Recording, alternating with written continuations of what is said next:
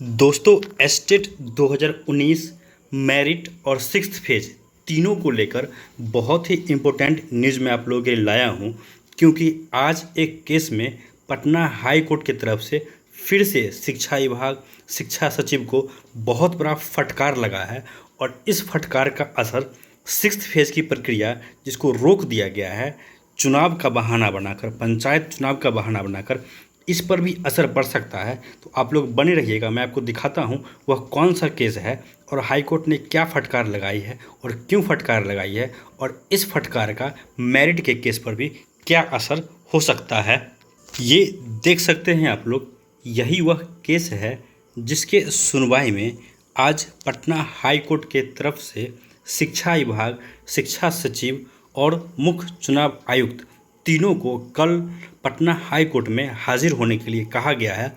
आप लोग को मैं पूरा मामला बताऊंगा और यह केस क्या था, क्यों था, इसमें क्या डिसीजन आया है और इस डिसीजन का असर सीधे तौर पे सिक्स्थ फेज पे भी पड़ सकता है और कहीं ना कहीं मेरिट वालों को भी इससे कुछ न कुछ एक आशा की किरण नज़र आती दिख रही है।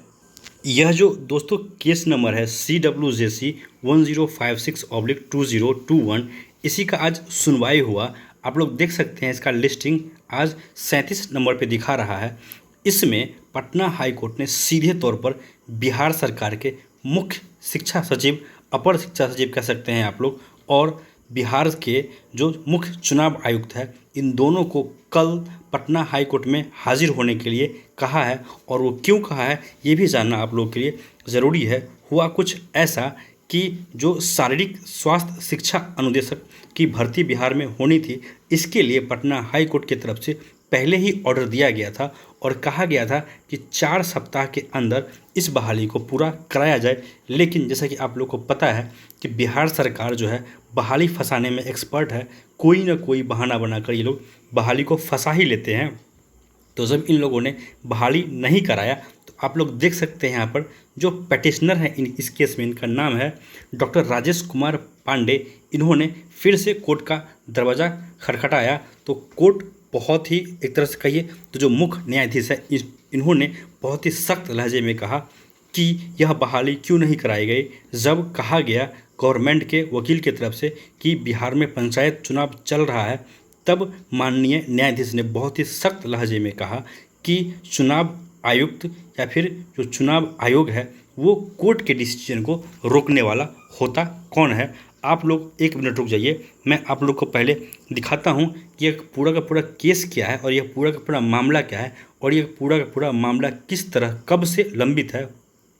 इससे पहले आप लोग यह जान लीजिए कि जो लोग सिक्स्थ फेज वाले हैं इनकी बहाली जो सरकार ने रोक दिया है यह कहकर कि पंचायत चुनाव चल रहा है।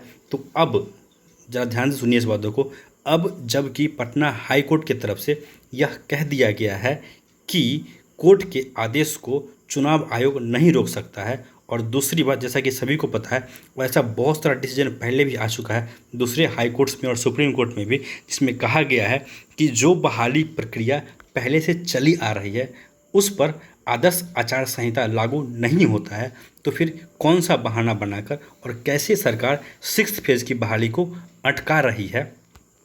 तो इस आदेश का असर सिक्स्थ फेज पे भी पड़ेगा और ऐसा हो सकता है, यह अनुमानित है कि सरकार ने जो लेटर निकाला है चुनाव आयोग का हवाला देकर कि सिक्स्थ फेज की प्रक्रिया को रोका जा रहा है, ऐसा भी हो सकता है कि सरकार को चुनाव के साथ साथ सिक्स्थ फेज का जो बचा हुआ प्रोसेस है उसको पूरा करके जल्द से जल्द सेवन्थ फेज शुरू करना पड़ जाए। और देखिए कहीं ना कहीं जो लोग मेरिट में हैं उनके लिए भी एक तरह से कहिए तो अच्छा संकेत है, क्योंकि आप लोग देख रहे हैं जो पटना हाई कोर्ट का रवैया आप लोग समझ सकते हैं कि पटना हाई कोर्ट के जितने भी न्यायाधीश हैं वो भी चाह रहे हैं कि जल्द से जल्द बिहार में जितने भी सरकारी स्कूल है वहाँ पर शिक्षकों की बहाली हो, और इसी के फेवर में ही कोर्ट से फैसला आ रहा है। तो एक तरह से जो मेरिट का केस है इसमें भी हम लोग ये उम्मीद लगा सकते हैं कि जो भी फैसला हमारा आएगा वो गवर्नमेंट के खिलाफ और नोटिफिकेशन के सपोर्ट में, और जो सच्चाई है उसी का सपोर्ट किया जाएगा कोर्ट की तरफ से। तो आइए इन बातों पर चर्चा हम लोग बाद में कर लेंगे। पहले आइए मैं आपको दिखाता हूँ यह पूरा मामला था क्या और यह केस कब से लंबित है और पहले भी कोर्ट ने इस पर क्या कहा था, जिसको सरकार ने जिसका अवहेलना किया, जिस पर बहुत ही सख्त टिप्पणी आज किया गया है पटना हाई कोर्ट के द्वारा, और यहाँ तक कह दिया गया है कि हाई कोर्ट के आदेश को टालने वाला चुनाव आयोग होता कौन है। यह देख सकते हैं आप लोग, यह न्यूज़ तब का है जब पटना हाई कोर्ट का ऑर्डर आया था।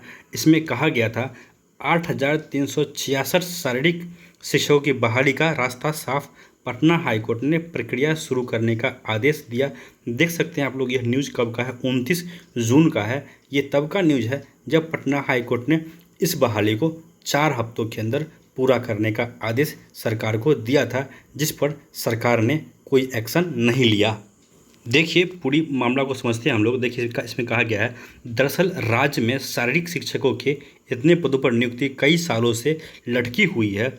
इस परीक्षा के परिणाम आ चुके हैं, लेकिन विभाग ने अब तक नियुक्ति की प्रक्रिया शुरू नहीं की थी, जिस पर राजेश कुमार पांडे नाम के एक व्यक्ति ने शारीरिक शिक्षकों की बहाली के लिए पटना हाईकोर्ट में अर्जी दायर की थी।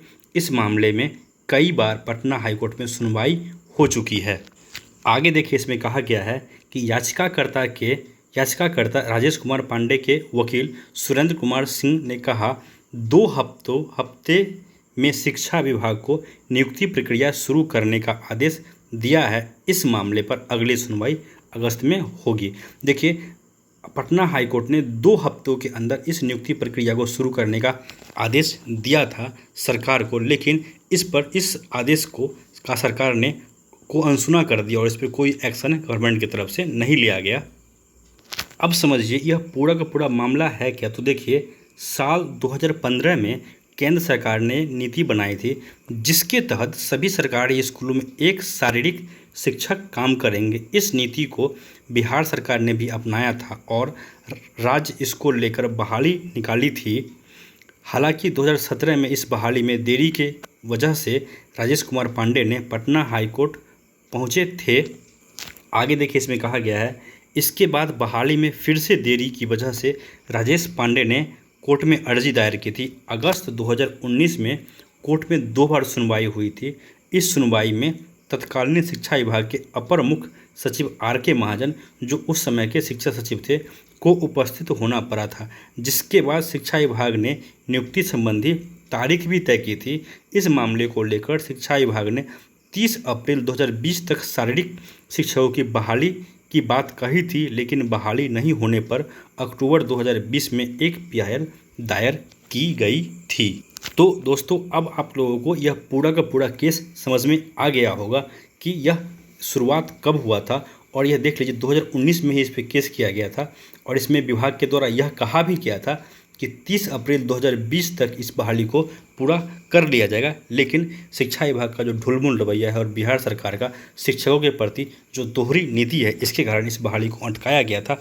और इसी क्रम में आज पटना हाईकोर्ट की तरफ से बहुत ही सख्त टिप्पणी किया गया और शिक्षा सचिव और मुख्य चुनाव आयुक्त के साथ साथ एडवोकेट जनरल को कल पटना हाईकोर्ट में उपस्थित होने का आदेश दिया गया है। तो अब देखिए कि कल सुनवाई में क्या क्या होता है, और मैंने आपको केस का भी डिटेल बता दिया कि कौन सा केस था और केस नंबर क्या है। एक बार फिर से आप लोग देख सकते हैं, यही वह केस है जिसमें जजमेंट आया है। और मैं पूरी बातों को फिर से लास्ट में एक बार समअप कर देता हूं कि ये जो केस है, इस केस के सुनवाई के क्रम में आज पटना हाईकोर्ट की तरफ से बहुत ही सख्त टिप्पणी किया गया शिक्षा विभाग और शिक्षा सचिव पर, और कहा गया कि शिक्षा विभाग ने फिजिकल टीचर की बहाली अब तक क्यों नहीं कराई है। और इस संबंध में कल मुख्य अपर शिक्षा सचिव और मुख्य चुनाव आयुक्त के साथ साथ एडवोकेट जनरल को हाईकोर्ट में उपस्थित होने का आदेश दिया गया है। और जैसा कि आप लोग को पता है कि बिहार सरकार ने 6th फेज को अटकाया है चुनाव के बहाने से, तो क्योंकि इसमें चुनाव आयोग के भी जो सचिव हैं उनको बुलाया गया है, तो कहीं ना कहीं जो सरकार 6th फेज को अटका रही है चुनाव के बहाने, कहीं ऐसा भी न हो जाए कि गवर्नमेंट को हाईकोर्ट की तरफ से यह भी आदेश दिया जाए कि आप लोग जितने भी बहाली को अटका के रखे हैं चुनाव के बहाने, उन सबको शुरू कीजिए। अगर ऐसा आदेश आता है तो 6th फेज के लिए जो लेटर जारी किया गया है बिहार सरकार की तरफ से, वह स्वतः ही रद्द माना जाएगा और सरकार को बहाली प्रक्रिया शुरू करनी पड़ेगी। और जो मेरिट में हमारे लोग हैं, हम लोगों के लिए भी एक कहीं ना कहीं शुभ संकेत कह सकते हैं, क्योंकि कोर्ट सरकार भले इस पे सरकार का रवैया ढुलमुल हो, लेकिन कोर्ट का रवैया बहुत ही सख्त है, खास करके शिक्षकों की बहाली को लेकर। तो दोस्तों इस वीडियो में इतना ही। जो हमारे भाई मेरिट में हैं उनसे मैं यही कहूँगा फिर से कि आप लोग आसान्वित रहिए। आपका केस कोर्ट में है और कोर्ट का रवैया आप लोग देख रहे हैं कि शिक्षक बहाली को लेकर कितना स्ट्रिक्ट है। तो फैसला जल्द आएगा और आपके फेवर में ही आएगा। इस वीडियो में इतना ही। अगर आपको हमारे द्वारा दी गई जानकारी सही लगे तो आप लोग इस चैनल से जुड़िए, चैनल को सब्सक्राइब कीजिए। वीडियो पसंद आए तो वीडियो को लाइक करिए।